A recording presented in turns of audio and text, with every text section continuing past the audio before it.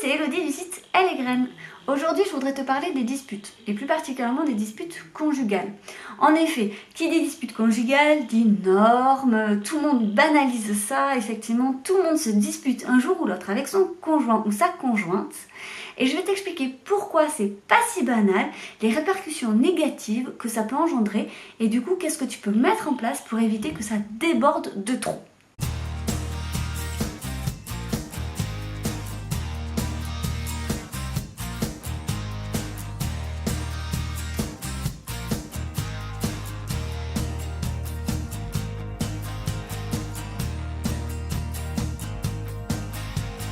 En effet, dans ma pratique professionnelle en tant que médiatrice familiale, j'ai vu beaucoup de couples se disputer.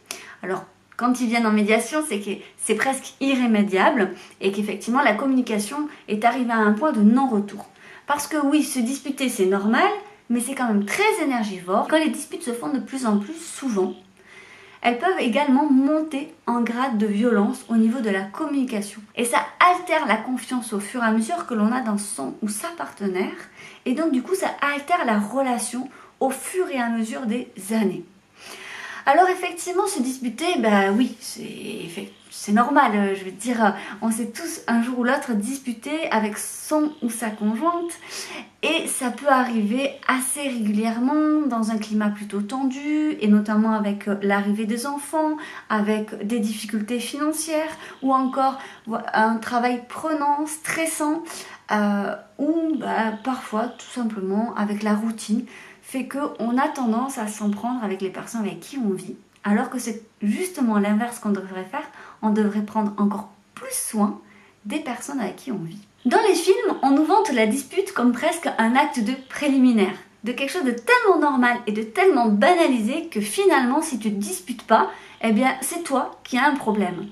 Un couple est censé se disputer. Moi, je vais te démontrer qu'effectivement, ce n'est pas forcément normal de se disputer. Dans le sens où, qu'est-ce que c'est se disputer?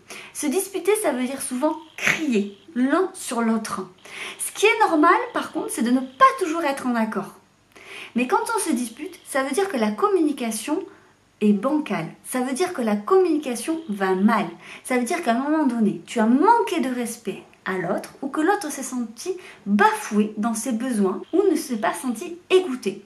Le ton monte et on en arrive à dire des choses pas forcément agréables ou sur un ton pas forcément agréable et on en arrive à se disputer. Alors oui, dans un monde idéal, personne ne se disputerait parce qu'on aurait tous une communication bienveillante. Dans la réalité, il nous arrive tous d'être à bout, d'être fatigués, d'être stressés et de ne pas vouloir faire forcément un effort ou de ne pas avoir la capacité de faire l'effort d'une communication bienveillante. Donc une communication non violente où on exprime ses propres besoins. Et donc ça vire en dispute. Donc tu comprendras bien qu'une dispute n'est jamais anodin. Et plus il y a des disputes, et plus ça va marquer le couple négativement. Alors du coup, je t'ai répertorié 10 petits points essentiels. J'en avais fait un article, je te mettrai le lien, qui va te permettre d'éviter tout débordement difficile et donc forcément qui va t'aider à garder un couple solide, épanoui et durable. Le premier point, c'est se mettre à la place de l'autre, bien évidemment. C'est ce qu'on appelle plus communément l'empathie. L'empathie, ça permet effectivement de te rendre compte quand ce n'est, par exemple, pas le moment de parler à ton conjoint. Quand par exemple, si il ou elle rentre du travail, pose à peine ses affaires, n'a pas le temps de souffler, et toi, direct, tu lui sautes dessus en lui expliquant que quelque chose ne va pas ou en parlant d'un sujet un petit peu sensible. C'est pas le bon moment. Si tu te mets un petit peu à sa place, tu te dis bien que peut-être il ou elle a besoin de souffler, de se poser. Et puis de toute façon, pour parler d'un sujet sensible, la petite astuce c'est de toujours demander: est-ce que là je peux te parler de ça? Alors l'autre te dira oui ou non. Et si c'est non, propose-lui alors à un moment donné. Par exemple, quand les enfants sont couchés, c'est toujours plus simple de parler d'un sujet sensible que quand on a des enfants qui crient, qui nous sollicitent, qui veulent jouer, qui nous disent papa, maman, voilà. Là, c'est pas le bon moment. 2, le tu qui tue. En effet, il faut éviter de dire à l'autre tu as pas fait ça, tu as fait ça, tu vas faire ça, tu. À un moment donné, on dit qu'il tue parce que forcément l'autre se sent agressé. Alors au lieu de parler de l'autre, parle de toi. Exprime-toi avec je, avec effectivement tes propres besoins.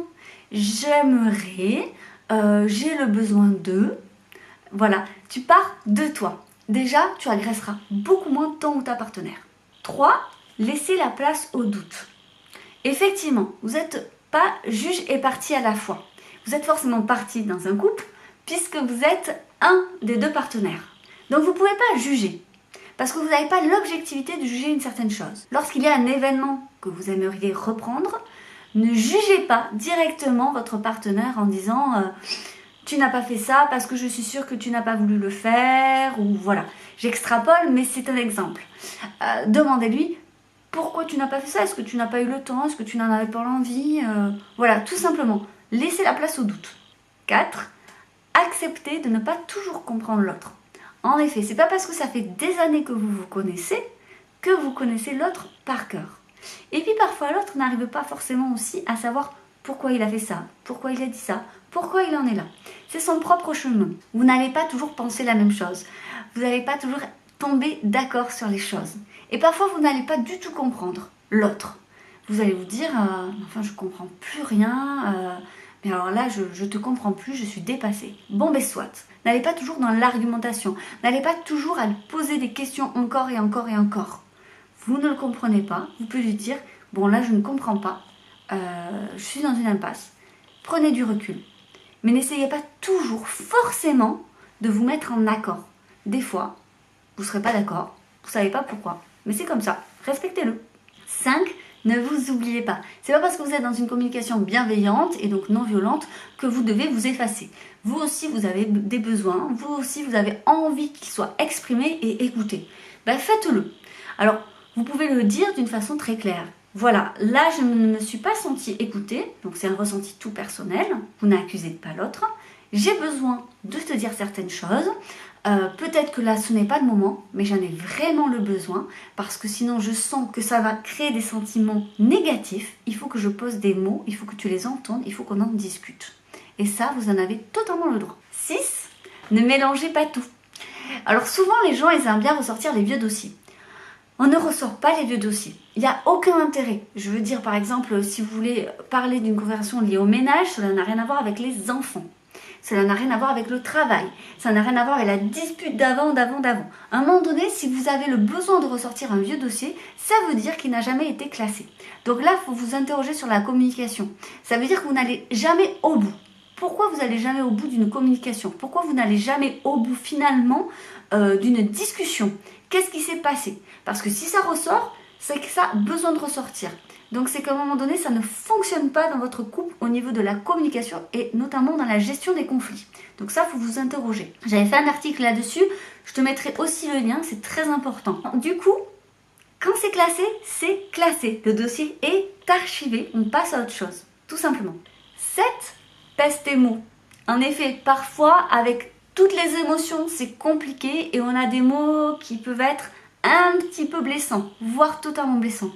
Il faut apprendre à s'excuser dans ces cas-là. Si tu n'arrives pas à excuser, surtout, excuse-toi. Reprends-le de suite. Ce n'est pas une question de fierté que de s'excuser. Justement, c'est une question de sagesse. 8. Sachez dire stop à une conversation qui tourne en rond. À un moment donné, si on est toujours dans l'argumentation du moi je, toi tu, ainsi de suite, où ça tourne en rond, on dit toujours les mêmes choses, à un moment donné on dit stop. Ça va forcément s'envenimer. Parce que quand ça tourne en rond, ça veut dire qu'on ne se sent pas écouté. Mais ça veut dire peut-être que l'autre n'est pas en capacité de nous écouter. Soit ce n'est pas le bon moment, soit parce que c'est une conversation tellement houleuse et tellement sensible qu'elle va se faire en plusieurs temps. Donc, faites une pause, vous reprendrez plus tard, c'est pas grave. 9. Sachez demander de l'aide. Quand la conversation est trop difficile, parce que ce sont des sujets trop sensibles, vous pouvez demander de l'aide. Soit à une personne extérieure, totalement objective et qui ne vous jugera pas. Quelqu'un qui vous connaît ou un professionnel. Que ce soit un thérapeute, un médiateur ou un coach. Il y a plein de personnes très qualifiées qui vont pouvoir apaiser le niveau sonore et donc vous aider à trouver votre propre solution. Et enfin 10, forcément soyez honnête. J'aurais pu commencer par là, mais c'est très compliqué. Parce que parfois, la malhonnêteté, c'est pas forcément conscient. Parfois, soi-même, on se ment. On se ment effectivement à soi-même parce que c'est difficile de faire face à certaines de nos caractéristiques, à certaines de nos faiblesses, à certaines de nos limites. Et bien dans ces cas-là, j'ai envie de dire, prenez du recul. Vous avez le droit de ne pas être parfait. Et à l'inverse, si votre partenaire a l'honnêteté de dire que là, il a franchi ses limites, soyez bienveillants, respectez ça. Ne vous moquez pas et n'en profitez pas pour prendre le dessus, parce que vous n'aimeriez pas que, dans le sens inverse, il le fasse. Donc justement, voyez ça comme un grand signe d'amour de sa part. Voilà les 10 grands conseils pour éviter qu'une dispute parte trop loin et que ça affecte de trop votre couple.